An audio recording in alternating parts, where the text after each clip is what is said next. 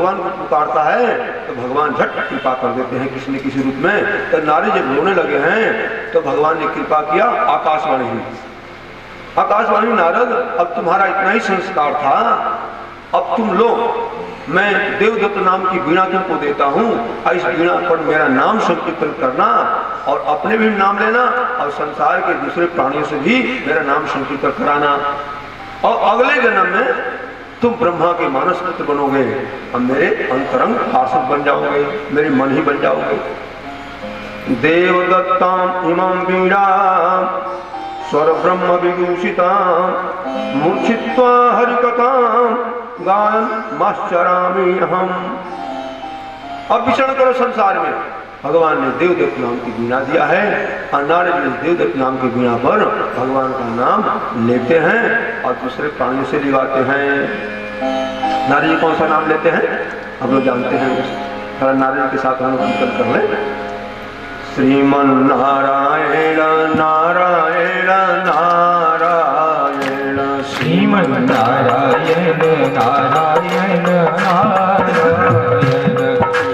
नारायण नारायण नारायण, श्रीमन नारायण नारायण नारायण, श्रीमन नारायण नारायण नारायण, श्रीमन नारायण नारायण नारायण, श्रीमन नारायण नारायण नारायण, श्रीमन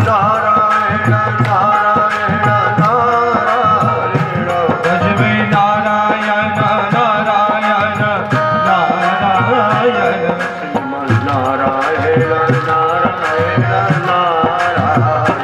श्रीमन नारायण नारायण नारायण, श्रीमन नारायण नारायण नारायण, श्रीमन नारायण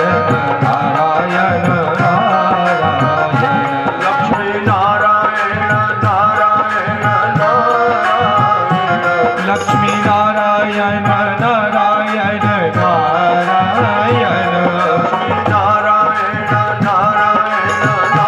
नारायण, लक्ष्मी नारायण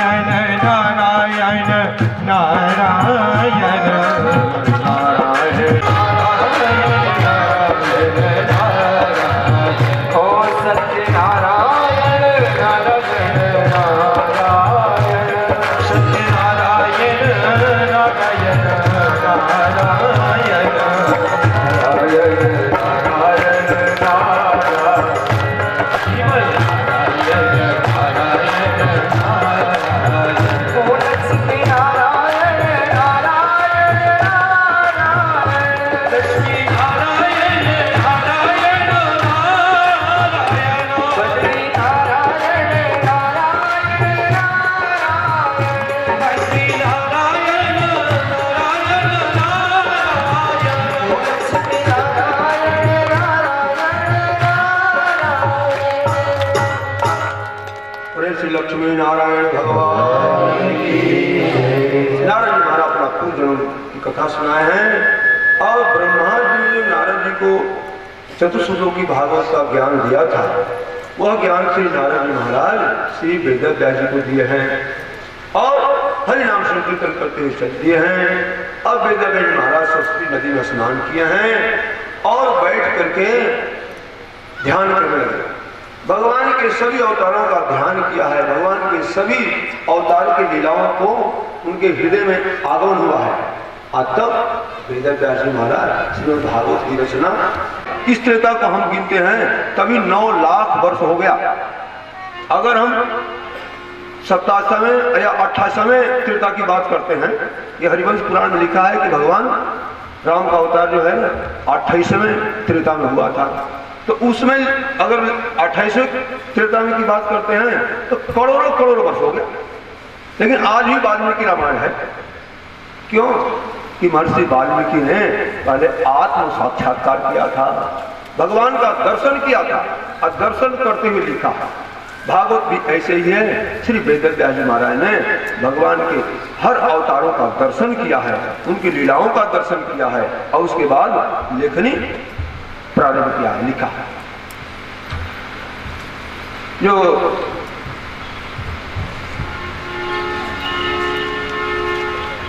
भागवत जो है वो महाभारत के अंत से प्रारंभ होती है। अश्वत्थामा द्रौपदी के 5 पुत्रों को मार दिया है और अर्जुन जो है अश्वत्थामा को पकड़ कर लाए हैं और 5-5 बेटों की लाश सामने पड़ी हुई है। लेकिन द्रौपदी कितनी बड़ी भक्ता है, भक्त का हृदय कैसा होता है यहाँ भागवत में बताया गया है। मुच्यताम ऐसा ब्राह्मणो नितराम गुरु। 5-5 बेटों की लाश सामने पड़ी है। अब पुत्र घाती अश्वत्थामा सामने आया तो द्रौपदी का करुणा में हृदय जो है चित्कार कर उठा, अरे छोड़ दो छोड़ दो, इनके मार देने से मेरे बच्चे जीवित नहीं हो जाएंगे। और देखो ये गुरु पुत्र है, गुरु रूप में तो यही है जिस गुरु ने आपको सहरहस्य सब कुछ विद्या दान दिया, वो गुरु पुत्र रूप में खड़ा है, इनको छोड़ दो छोड़ दो। युधिष्ठिर को तो बात बड़ी अच्छी लगी लेकिन भीम को अच्छी नहीं लगी, भीम मारने के पक्ष में थे। अब अर्जुन विचार पड़ गया कि क्या करूं मैं। तो भगवान ने कहा अर्जुन तुमको मैंने महाभारत के पहले ही गीता का ज्ञान दिया था, अब गीता का ज्ञान तुमको मिला है, उस ज्ञान को तुम प्रैक्टिकल जीवन में उतारो। अपराधी कोई भी हो उसको दंड मिलना चाहिए, कोई भी अपराधी उसको दंड मिलना चाहिए, लेकिन शास्त्र में लिखा है कि ब्राह्मण को मृत्यु दंड नहीं दिया जाना चाहिए। इसका कारण है ये नहीं समझो कि ये पक्षपात है, ऐसी बात नहीं है, शास्त्र पक्षपात नहीं है। ब्राह्मण का अर्थ होता है, एक अर्थ बताता हूं यहाँ, माने बुद्धिजीवी प्राणी। अगर बुद्धिजीवी को हम मार डालेंगे और कभी हमको बुद्धि की जरूरत पड़ेगी तो कहां से लाएगी बुद्धि, तो हम बड़ी बड़ी वस्तु वंचित रह जाएंगे। इसलिए ब्राह्मणों को मृत्यु दंड निषेध है शास्त्र में। तो भगवान ने कहा भाई अपराध तो कोई किया उसको दंड मिलना चाहिए, लेकिन ये ब्राह्मण है इसलिए इनको मृत्यु दंड नहीं मिलना चाहिए। अब अर्जुन समझ गया है, झट अपने कमर से कृपाण निकाला है और ललाट को चीर करके और अश्वत्थामा की जो मणि थी वो निकाल लिया और अपमान करके धक्के दे करके सिर से बाहर निकाल दिया। अश्वत्थामा को प्राण दंड तो नहीं मिला, जीवन दान मिल गया। अश्वत्थामा को पांडवों का कृतज्ञ होना चाहिए, लेकिन अश्वत्थामा का संग दूषित था इसलिए उसके विचार भी दूषित थे। उसने पांडवों से बैर ठान लिया, इनका समूल में नाश कर दूंगा। अश्वत्थामा को सोचना चाहिए कि मैं तो अपने इतना अपराध किया था कि मेरे को मृत्यु दंड मिलना चाहिए, ये बात नहीं सोचा। और संग दोष था ना, संग दोष से इसकी बुद्धि दूषित है, इसने प्राणों का कुल छेदन करने के लिए प्रतिज्ञा कर लिया। और एक बार तो 5 पांडवों पर ब्रह्मास्त्र का संधान कर दिया है। भगवान द्वारकाधीश की कृपा से 5 पांडव तो सिर पीठ पीछे कर दिए, सिर झुका लिए और ब्रह्मास्त्र वापस हो गया। अब एक दिन बैठे बैठे अश्वत्थामा ने सोचा, अरे मैंने सुना है कि उत्तरा के घर में अभिमन्यु का तेज पल रहा है। अब 5 बालकों को तो मार दिया, अब तो कोई संतान बालक पैदा होने वाला है नहीं। अगर अभिमन्यु के तेज को उत्तरा के गर्भ को नष्ट कर डालूं तो पांडवों का कुल चिराग बुझ जाएगा, कुल चिराग कुल दीपक बुझ जाएगा और कोई रहेगा नहीं। बस सोच करके अब झट ब्रह्मास्त्र का प्रयोग कर दिया। उत्तरा के घर में भगवान अब जा रहे हैं द्वारिका, सब काम कर दिए, ऋषि को राजा बना दिए, अब द्वारका की तैयारी कर रहे हैं। यहाँ तक रथ में आकर बैठ भी गए हैं, रथ में बैठ गए। अब उत्तरा देखी कि तो ब्रह्मास्त्र आ रहा है, अब मेरे बच्चे को नष्ट कर देगा, बड़ी भयाकुल हो गई। अब भयभीत होकर के त्राहि माम, हे प्रभु मेरी रक्षा करो, ये ब्रह्मास्त्र मेरे को भले नष्ट कर दे लेकिन मेरा बालक सुरक्षित रहना चाहिए। पाहि पाहि महायोगिन देव देव जगतपते, न अन्यम तद भयं पश्ये यत्र मृत्यु परस्परम। हे प्रभु मैं आपके शरणागत हूँ, त्राहि माम, मेरी रक्षा करो। मेरे शरीर भले नष्ट हो जाए लेकिन मेरे बालक की रक्षा होनी चाहिए। हाँ महाराज, संसार में आप ही रक्षक हैं और तो एक दूसरा मृत्यु के कारण है। और भगवान ऐसा जब उत्तरा की पुकार सुने हैं, पकड़ लो बाह गिरधारी, नहीं तो डूब जाएंगे, हमारा कुछ न बिगड़ेगा, तुम्हारी लाज जाएगी।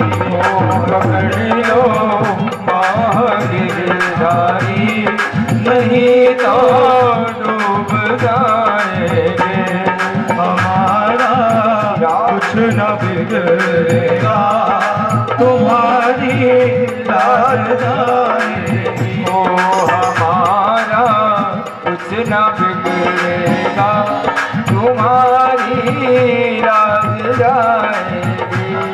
बड़ी मझधार में नैया कि भैया कोई नहीं मेरा, बड़ी मझधार में नैया कि भैया कोई नहीं मेरा, कि भैया आप बन जाओ, कि भैया आप बन जाओ, तो नैया पार हो जाए। पकड़ लो बाह गिरधारी, नहीं तो डूब जाएंगे, हमारा कुछ न बिगड़ेगा, आप बदनामी पाएंगे, हमारा कुछ न बिगड़ेगा, आप बदनामी पाएंगे। नदी है पापों की गठरी हमारे शीश के ऊपर, लगी है पाप की गठरी हमारे से डूब जाएगी। पकड़ लो बाह गिरधारी, नहीं तो डूब जाएगी।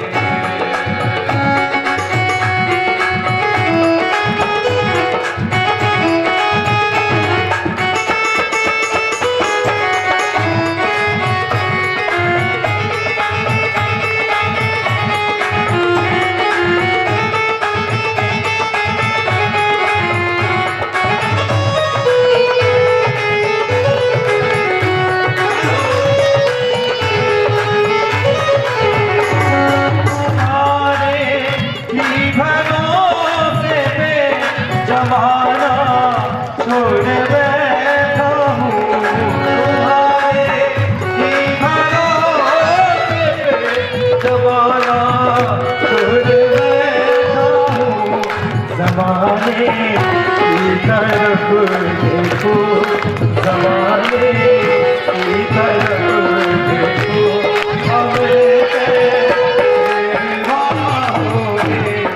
पकड़ लो बाह गिरधारी, नहीं तो डूब जाएंगे, हमारा कुछ न बिगड़ेगा, तुम्हारी लाज जाएगी। ओ हमारा कुछ न बिगड़ेगा, तुम्हारी लाज जाएगी। पकड़ लो बाह गिरधारी, नहीं तो डूब जाएंगे, हमारा कुछ न बिगड़ेगा, आप बदनामी पाएंगे।